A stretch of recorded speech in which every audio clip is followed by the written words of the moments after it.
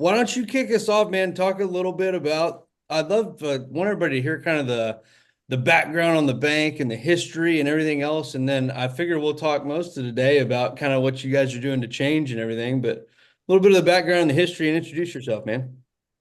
Yeah. I guess I can start with myself and then go over to the bank. I started in banking in 92. I graduated from Baylor in 92, and it was possibly the worst job market since forever. It was, coming on the heels of the oil crash in the late 80s, and commercial real estate went in the ditch too, of course, then. And the first real job I got offered out of college was with First Interstate Bank, which is a forerunner of what's now Wells Fargo in Texas. Um, and I started there, and I was with them for 3 years. Started as a credit analyst, commercial credit analyst, became a commercial lender, got some excellent training, but just it didn't have a very good culture. They tolerated incompetence, they tolerated arrogance, they tolerated mean spirited people, and so I learned a lot, good and bad. And I left there and I went to a little bank in Tyler called Citizen State Bank, um, and it was just the polar opposite. I mean, where everything was so rigid and structured at First Interstate, I got to Citizens, and man, it was pretty wide open. But the all the people that worked there, it was more like family than just a bunch of robots, and it was a learning experience for me. I almost left banking when I was with First Interstate because I just did not enjoy it. And but I kind of regained that joy at Citizens, and I wound up in Decatur, and that's in Tyler, and I wound up in Decatur, which is north of Fort Worth, for those that don't know. In 1999, my wife and I met at Baylor. We got married. She's from West Texas. I'm from East Texas. We had kids. We needed to be in the middle. So I found a job in Decatur, and I've been here since 1999. The bank changed the name from First National Bowie in 2001 to Legend Bank. So we never have sold. I'll get about the bank in a second. But uh, anyway, moved up in 2009. I became chief lender. In 2020, I became the president of the bank and became CEO in February of 2022. That's pretty much me. The bank, we've been around since March of 1890. Never have sold. We still have some original family shareholder groups in the bank, and which is pretty cool. We like that. Um, you know, we're primarily located across North Texas, down into the northern part of Tarrant County, which is Fort Worth. We're a really big cattle lender, and do a little row crop too. And we're probably one of the few banks that have a huge commercial real estate portfolio and a huge ag portfolio too. So we can go about talking about some kind of big high end development thing to now how many cattle did he have? And the way to count cattle is you count all the legs and divide by four. So, so That's a great line. Oh my God. Oh, I'm going to remember that. Well, hey, man, I've got so many cool questions for you. By the way, I really, really had a good time hanging out with you guys tonight, Beth. That was fun. We have a little term that we talk about. We call them sleepy bankers, the guys that just done it this way forever. And then guys like you show up and it's like, we're not changing nothing. But at the same time, we're wide open to new ideas and new things to change. So you don't discard the old and go in with something different. You actually augment that with a new process and new things that you do. And how did you go about you got everybody in the bank from the board to the last guy on the street, right? How did you change that culture from one end to the other and get on board with this idea? What made you not be a sleepy banker? oh, from a fintech, well, for years, we've recognized the need to add an additional revenue stream to our bank. We don't have a trust department. We do mortgages, but when mortgages are good, it's great. And when it's not so good, that's not so good. We don't have an insurance company or title company. So we're really been dependent all this time upon deposits and loans, just very traditional banking. We live and die by our net interest margin. And we do manage that very aggressively. But for years, we've got to find an additional way for this bank to grow its revenue streams. And in May of 22, and we've been looking for a long time. And in May of 22, I was at a meeting at the Bank CEO Network, which is now run by TIB out of Farmers Branch, and it's a great network. It's a lot of bankers, CEOs that get together, and they've got 4 speakers per session, it's a 2-day deal, 2 each day. And then there's a lot of networking opportunity, because a lot of times when you run into bankers, you ask them, "Hey man, how's it going?" And they go, "Busy. I'm busy," which is always the first lie. And at that deal, people are incredibly open. They're incredibly open about what they're doing well. They're incredibly open about where they're struggling. They share what's happening inside their bank. Well, anyway, in the spring meetings, every year they do a thing called the Bank Profit Improvement Plan. And in essence, it's a packet of information, and it's all these ratios and all these numbers about how your bank performs, and all the other banks in the room. And there's like 15 banks in the group. All their information's on the pages too. And it's like a 30-page packet. Right. And you go through there and you kind of dread it a little bit, because when you do good, you're like kind of like this.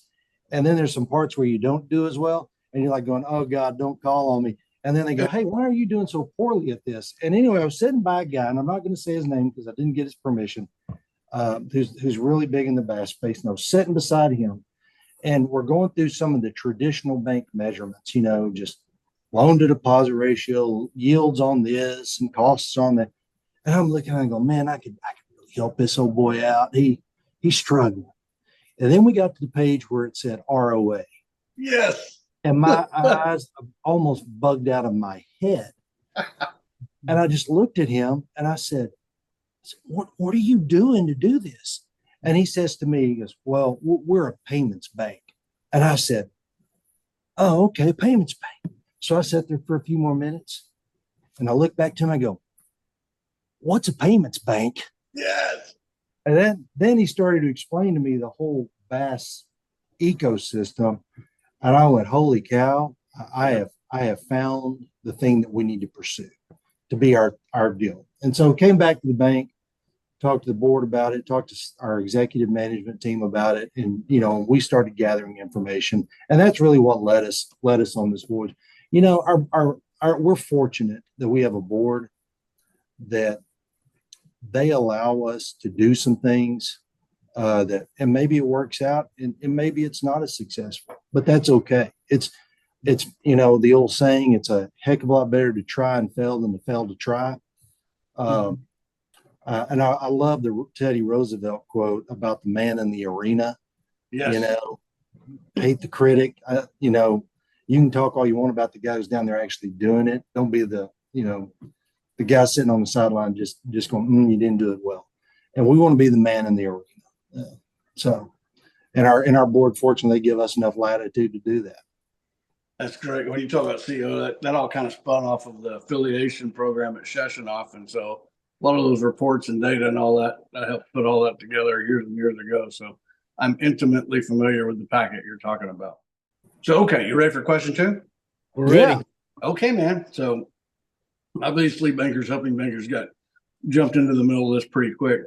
And one of the first things that you did was hire a champion, is what I kind of wrote down here. You got him into learn everything that works, everything that failed, understand why on all parts, and then come back and teach everybody from the teller to the board everything we've learned.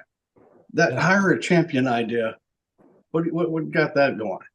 And also, Jay, it's one of the, I learned so much watching you guys, not just to tell their bankers, but for me, man, you bring in everybody, like leadership from every department, stuff that nobody would even bring in or think of mentioning to for 6 months. You wanted to get everybody to go through the same education journey together. Right. And I thought it was brilliant and really well thought out, man. So how do you see all that? Well, part of our culture, it's always a we thing. It's never a me thing. Now, don't share this with anybody, but I'm not the smartest guy around. But I'm smart enough to know I need some really good people. And we've always worked under a mindset that we can make a lot better decision together than any of us can individually. I guess it was in the summer of 22, whenever Tanner, we met you down in the bar at Kalahari and had a beer or two and talked about all this stuff. And we still really didn't know what we were even talking about, to be honest. But we were fishing for information. But the one thing that became readily apparent, back to your comment, Dave, or your question, is that we had to have, if we're going to do this, we're going to do it correctly. We're going to do it the right way. And the only way to do it the right way is to have a point person who that is their job. The notion of taking, well, that junior loan officer over here, they seem real smart. Well, they got a little extra time. We'll have them dabble in it. It's just a recipe for disaster. I mean, that'd be kind of like making me the compliance officer. We'd be in deep trouble. And that was really the genesis of it, because when we started to look at it, and it's really weird, the original vision that we cast for this, without knowing what the whole ecosystem looked like, our original vision that we cast was very much revolving around, we've got to have total transparency. If we're doing this and there's this FinTech over here and Bob is a customer of that FinTech, we need to know who the heck Bob is, and we need to know exactly how much money's in his account. And it's, obviously it's all got to reconcile. And then we're not going to take any shortcuts on compliance issues. Because to me, the two places where banks borrow trouble is credit quality and compliance. And those are just two things that if you get into deep trouble, and granted, the economy can go in the ditch and create credit issues. I get that. But those are the two places where banks can get in deep trouble just because they're taking shortcuts. Yep. And unforced errors. And we're just simply not going to do that, because we lived through 2009 through 12. All this was black. Yeah, I'm with you, man. I'm with you. I'm not going back to that, man. No way. Yeah. It was tough. It was a tough road. This is perfect, man. I really appreciate you saying all that too. That we've had. I'm trying not to get pissed off and say stupid things here, but man, you just watch so many dipshits really create problems for other bankers, and then the entire space, particularly the regulators, decide everybody's doing it wrong, so we're going to kill everybody. And it's like, hold on, we know what the hell we're doing here. We're going to do things the right way, and everybody we work with does it the right way. And just like what you're saying, we got to know what Bob's deposit. We got to have everything figured out here. We have to do it in a compliant way in connection with our regulators as we go through the process. And then, like I say, a couple of shortcut bad guys create a version of the story that everybody thinks is the story. And we continue to kind of pound the table that 98% of the people are doing this just fine. And they're doing it correctly how they run into it right. I just did this project yesterday. It's 16 banks that are on connector with model. Consent orders or worse. That are doing the Synapse model, let's say, right, of the 140. So you're talking about, let's call it 1 out of 10, right? Yep. Yeah. And then some of them, and it's kind of like, to me, and it's easy for me to do. I'm a little bit of Monday morning quarterbacking here, but there was a consent order that came up for a bank late last week, early this week. Right. And so we just kind of said, wow, let's see what that was about. And the very first FinTech that they're associated with, that we pulled it up with, it says, open a bank account with no social security number. Right. Yep. And I'm like going, man, you're begging the regulators to come in and kick your teeth in. Mm-hmm. That's right. And it's kind of like, why would we do anything in the digital space that we're not willing to do for somebody who walks through the front door of one of our branches? Mm-hmm. I mean, why would you take that risk? Some joker, we're here in North Texas, and there's somebody, through a FinTech, say they're in Oregon, nothing against Oregon, but just picking Oregon, and we're going to provide them looser standards than someone who actually walks through the front door of the bank. Exactly. That defies logic. I mean, it's a common sense thing. What have you experienced? And I mean, I know you don't want, no one wants to get on and say, hey, my regulators are really good. I understand. What we can say having a beer and what we can say live is a different thing. But you do understand what I'm talking about when it's like a few bad apples have created a high temperature level for everybody. Well, I will tell you this: we're an OCC regulated bank, and we had our safety and soundness compliance exam, CRA exam, back in June. During the course of the exam, we probably had 3 hours, 2 different days, with 2 different group sets of examiners, talking about the banking as a service space with them. And since then, after the exam, and our exam went great. I bet we spent somewhere between 8 to 10 hours with them, with the OCC, that either they requested meetings, and then ultimately I said, I want to request one back with you guys, because and we've got a great exam crew. I absolutely have nothing but the greatest respect for the Fort Worth OCC crew that comes in our bank. They are reasonable, like they're fair, but they're going to follow the line. And so, obviously they're concerned because of some of the things they see. And so there is some mutual education going on back and forth with them and us. And I have to tell you, Dave, it is the most unique examiner bank relationship I've been a part of in my 30 plus years of banking. I don't know if I would call it collaborative necessarily, but it's darn near it. That as we're going along, that we're keeping them totally abreast of what's going on. And actually, what do you guys think? I mean, because they desperately want some success stories that they can hold up to everybody and go, look, it's not that bad. Like the FDIC coming out with their broker deposit rule. And, and my fear is they're just going to paint with a broad brush. Oh, it's a fintech relationship. That's a broker deposit. Mm-hmm. No, it's not. Some are, and those should be treated that way, but many are not. And they should all be treated accordingly and appropriately. And so we're having to help educate the regulators, and when the regulators are educating us, because they're seeing things out there, and they're trying to help us avoid the pitfalls. And I'm thankful for that. It's another level of complication to the whole process, but it's a welcome one, to be honest with you. They're not telling us, no, don't do this stuff, get out of it. They just want to make sure that we're doing it the right way. And quite frankly, I want to make sure we are doing it the right way. I like what you said there. There's a good chance we screw something up.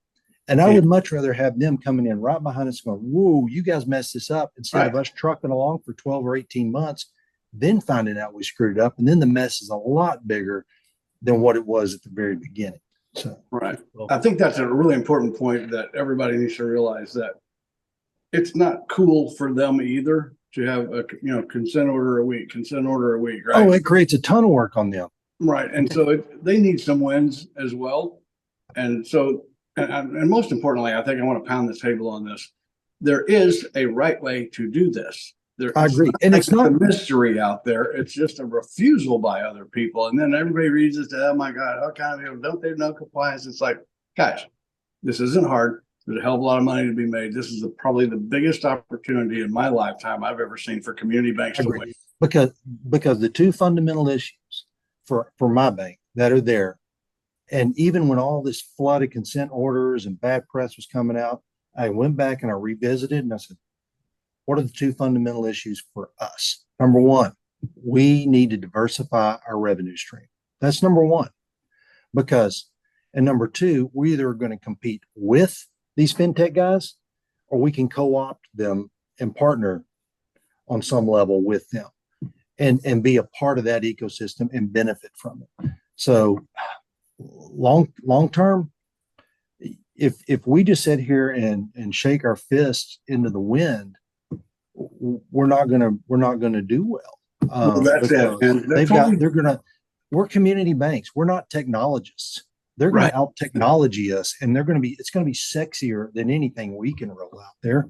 And people like that. They like that sexy. So Yeah. Well, I mean, we fought the credit union fight, and I don't think we've ever even won a battle, right? And so it's like, this is not the way. There's another way. And it's like, what's a payments bank? And you look at that. This is so interesting to me because you got turned on to this because you saw the unbelievable amount of earnings here. And yeah, we've just come through a time where everybody, we got the whole raising rates. My bond portfolio is a mess. And then it's like, oh my goodness, let's raise our cost of funds at the end of the same cycle before the rates go down. Let's maximize our cost of funds. And it's like, everybody stop. There are people that will pay you to bring deposits. You can have a negative cost of funds, right? So here's another question for you. Ready?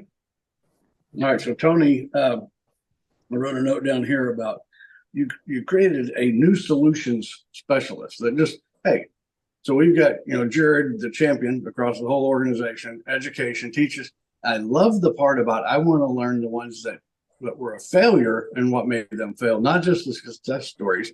That was so smart.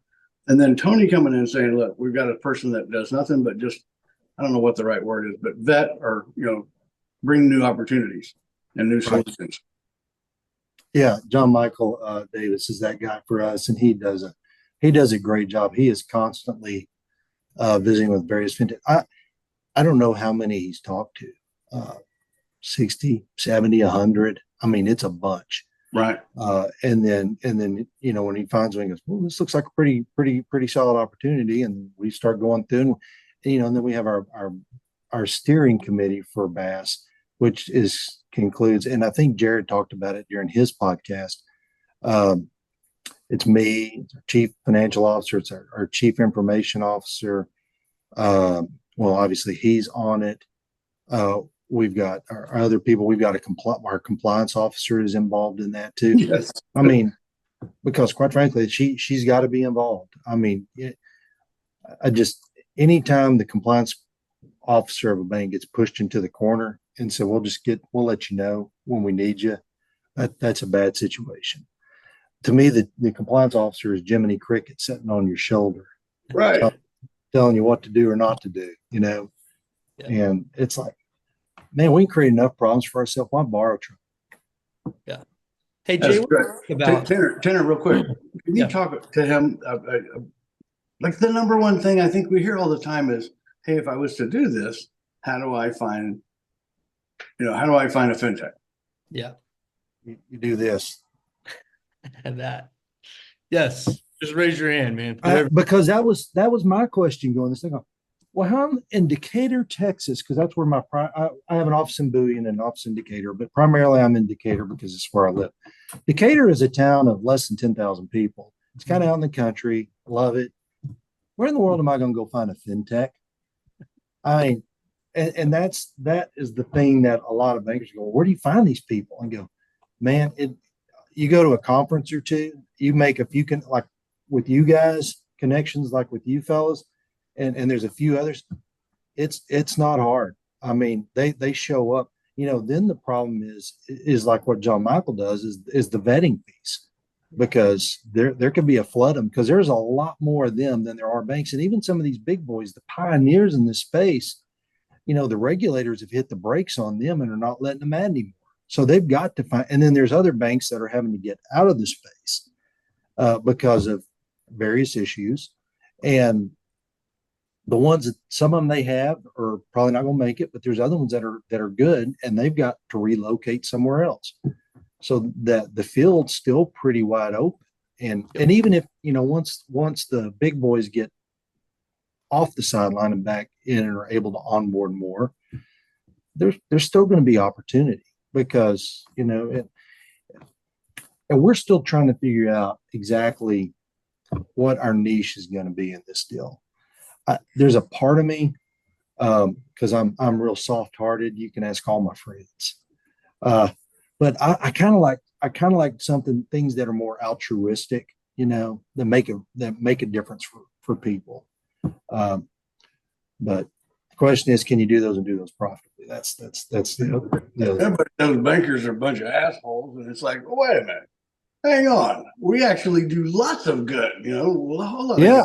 And to hear you say that, man, that was important.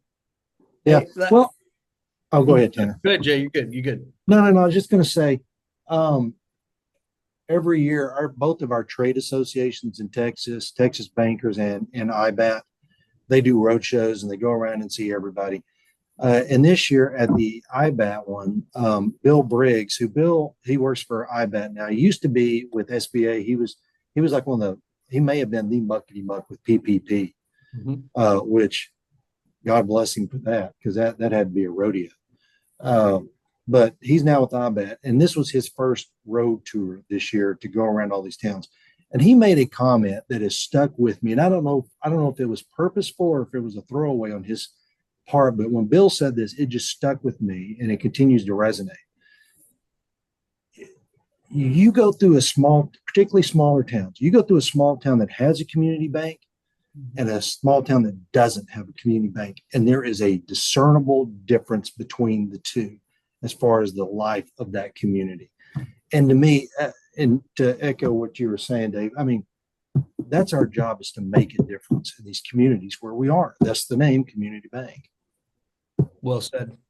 Where I was thinking about, Jay, and I mean, back to the idea of community and just of all of, I mean, let's just call it banking, right? I like some of the things you said early on of whether we're extending it or what parties we're working with, we're just doing banking. And what I've been just really heavy on right now, after probably close to 10 years of watching this part of the business just evolve and be all over the place, right? Sorry, had to. Well done. It's evolved. Anyway, if you looked I caught that. Yeah, we started with challengers, right? And then it was kind of fintechs, and then, is McDonald's a fintech now, right? Or Uber or all this different stuff. And I'm just watching, it feels like that world and BaaS sort of crash into commercial to where it all is sort of just banking. And I was just going to, as a kind of a thought, from your perspective of what you're seeing, does it look all that different to you guys anymore? Are you starting to see that? Am I crazy? Is it beginning to be a little more like commercial banking, and are my commercial customers want some of these? Yeah, there are some places that we're starting to see it. Fortunately, with our customers, we're primarily, like I said, we're primarily a commercial bank. In our bigger depositors and our bigger lending relationships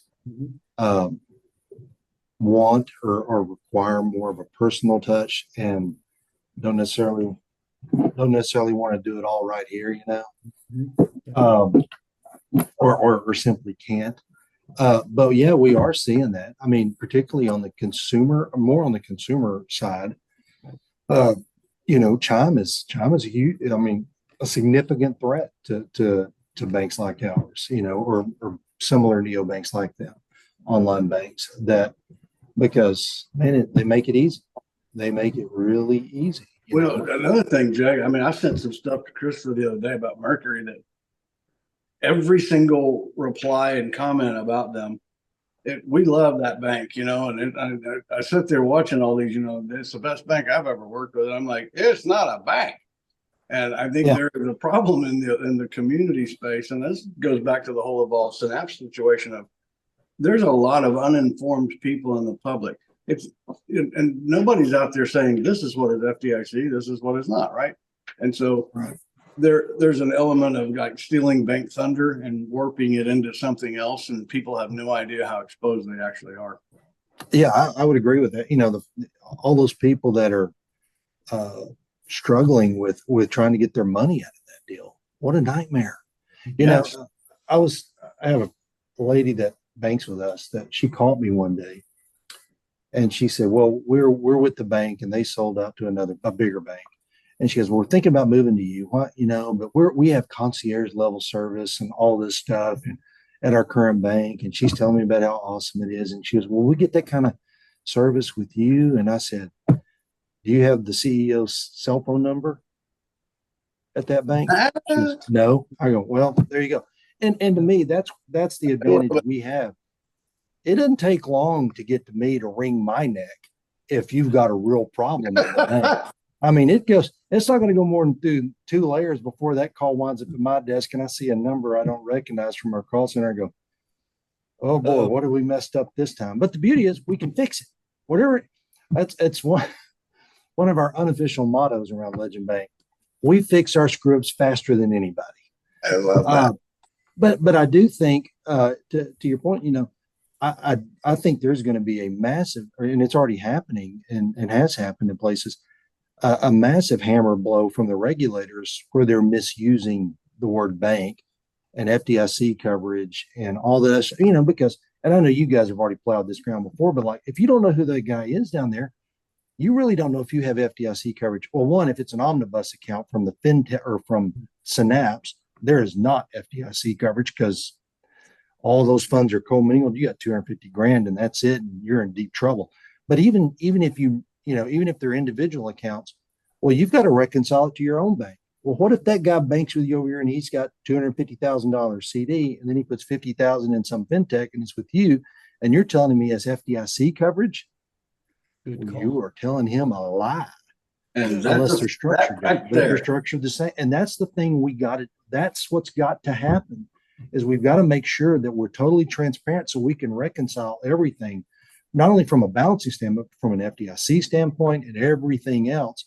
I mean, it's a part of our bank. I love it. Can I just make a quick comment here that listen to every FinTech influencer genius out there talk about this stuff. And it's like, I just watched a badass banker kick all their asses in about 10 seconds off the top of his head. And these guys have been screwing this up for years. It's like, there is a serious problem with everyone doesn't have enough, there's not enough credit that goes towards banking knowledge. Yeah, it's like banking knowledge. Yeah, it's like, and that's one of I think that's one of the inflection points we're at right now, particularly for the banks and the fintechs. But from the fintech standpoint, they go, well, we were with that bank over there and we're talking about moving to you fellas and you're wanting to do all this stuff. Well, they didn't make us do all that stuff. And you go, well, that's why they have a consent order and we don't want one of those. And we're trying to help you do it the right way because they understand the technology. They understand the marketing piece that quite frankly, there's no way we could ever approach their level of knowledge and expertise and execution. By the same token, we understand the banking regs. We understand the way a bank works. They don't. I was listening to, I guess it was the Synapse founder, former CEO guy, did a podcast. Yep. And he was talking about how he's regretting because talking about a relationship with a certain bank who you named earlier. And anyway, he was regretting that they didn't do their third round of fundraising because they were going to use that money to buy a bank charter. Gary. And I'm like, that would have been a freaking disaster. That's it. They think they got in trouble. I mean, well, obviously they're in pretty deep trouble. They're in mortal danger with what's happened. But if they'd gotten a bank charter and then just try to run it like a technology company, it would have, man, you'd have seen dudes with bulletproof vests going into there after them. It'd have been crazy. That's right. I tell you what, we talk about innovation at zero. It's like, everybody talks about a scale of 1 to 10, right? What's your pain, 1 or 10, right? And innovation, let's innovate at a 10. Well, that's great. Banking is not about innovation. I want to say that out loud. Banking is not about innovation. Banking is about safety. Now, can we innovate at zero? I don't mean 1 to 10. I mean 0 safety, 100% safety. Can we innovate at 0? And you're the banker that's showing everybody, yes, we can innovate at 0. Yeah. Yeah. We've got to keep our number one job as bankers, as an executive team is to manage risk. And, once we determine what our risk quotient is, we have to operate within that framework. And yet we have to innovate. I mean, God, we got to find, we're not going to be as innovative as these guys that are creating these fintech companies and coming up with these solutions and going after these little micro markets and doing those people, man, they're smart. I mean, yep. they are on that cutting edge doing some things, and it's really impressive to see some of the ideas that they have. But what we've got to do first and foremost, we have to protect our franchise. That's number one. I've got to protect my shareholders' value. I got to protect the jobs of the people that work here. I got to protect our customers and our communities. I mean, those are our four. And to a lesser extent, I want to protect our regulators. I don't want I count several of our OCC regulators as friends. I sure don't want to put them in a bind. But I don't want to. I don't want to do something that jeopardizes this community's access to capital, or the people that work here, their jobs, or any of that stuff. It's just unconscionable. And who knows? We ever get to a place when we just go, gosh, this is just too much. If the risk quotient is too high in this space, we would have to get out. But I don't think that's going to happen, because once again, I go back to those two core tenets. We need to diversify our revenue stream, and this fintech stuff, it's not going away. So we've got to figure out how to do it and how to do it correctly. That again, okay, that's what we're here to do, is to share that message with everybody on the fintech side. But the most selfless answer, Jay's stance here, is that your position and your bank exists to provide for everybody around you, right? And that is the opposite of the attitude of so many people, I think, that have led us into these jams. So, man, I'm fired up. I appreciate that. I needed to hear that from a banker. I appreciate it. Yeah. Oh man, and I'll tell you, the bankers I know, that's their attitude. I mean, almost every, well, I try not. I've got four rules if you want to work at Legend Bank, and I'll share them with you real quickly. And I've got new employee orientation tomorrow, so I'll get to do this again tomorrow. But number one is to be honest. Number two, if you have a problem, hold up your hand, because we'll fix it a lot, get better or faster together than you can ever hope it'll work out on its own or by yourself. Number three, and this is very technical, don't be a jerk. And four is be productive. And if someone can do those four things, they can be here forever. And I think that's kind of an ethos of a lot of community banks. We've got to do our job. We need to do it well. We need to get along with one another and treat each other with kindness and respect, and be honest, and work through problems quickly. Because as we all know, and it's so funny, we know that if there's a problem, the quicker we get on it, the quicker it gets better, it resolves. But inevitably, and I'll pick on lenders because they're the worst. They have a loan that's going soft, and they're going to go, well, I'm going to give them another quarter. I'm going to give them another quarter. And before you know it, we're in the ditch. And we could have avoided the ditch altogether if we'd have dealt with it. It's almost like someone who, if they had a cancer diagnosis and they just said, well, I'm just going to wish it away. Well, we know that's not going to happen, Well said. I don't want to take up any more of your time, Jay, but I do want to give you a chance, man. Any final thoughts that you have? I can't imagine that you have any more. This has been so great. But if you got any final thoughts, and just, man, looking forward, looking back, any of that, I wanted to give you a minute. Probably the biggest thing, and it's really relative to community banking as a whole, because we compete with each other, but we're all in this boat together. There's a couple of things that just scare me for our industry. One is obviously regulation. It's very burdensome, and it's people in Washington that are doing that. I would love to see a bifurcation of our regulatory system where small banks, say under 10 billion, I'm just picking a number, are regulated one way, because we're regulated the same way as Wells Fargo is, which is crazy. Yes. And the other thing is just the number of community banks keep shrinking, and it concerns me. I don't think it's going to be a big deal in my career, but for this group of people that I really adore, these 30 and 40-year-olds, and I know that are bankers that are going to be the next generation to lead. I worry for them, because as we lose community bank charters, the cost of entry is so stinking high that it makes it very difficult to start a new bank.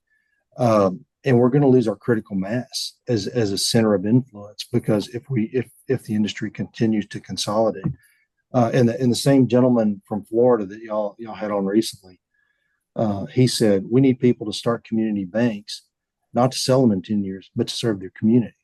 And that's what we need. I mean, that's really what we need. I had Brett McDowell, a good friend of mine, on. I think that's what Brett and them are going to do with Victory, and I'm really excited for him. But really, that's the biggest thing. And I do think that this space gives community banks, if they do it correctly, an opportunity to continue on. Because there's a lot of banks in smaller communities, and maybe the community's not growing much or at all. And they're going, how in the world do we keep this thing going?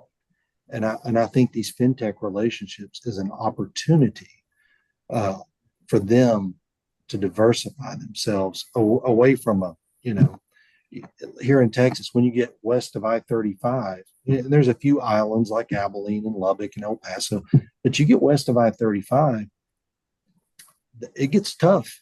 It gets tough. These little towns aren't growing, and they've got to find a way.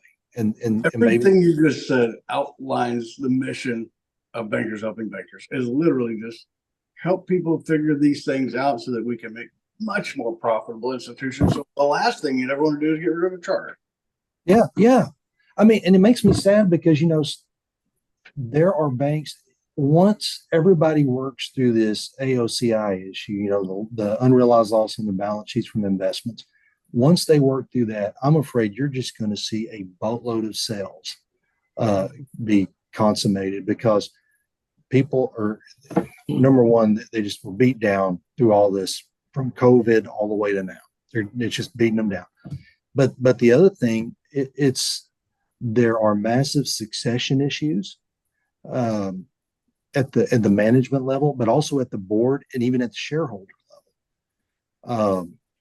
And I think there are more banks, or there are as many banks selling because of succession issues in all three levels, even as much as the fatigue issue, because they don't have a choice. There's no one left to run it. And they can't recruit the talent. So, yep. Man, I couldn't know that any better, man. I feel the same way, and I think the same way. I think it's important that the fintech and vendor and technology community see what we're talking about here.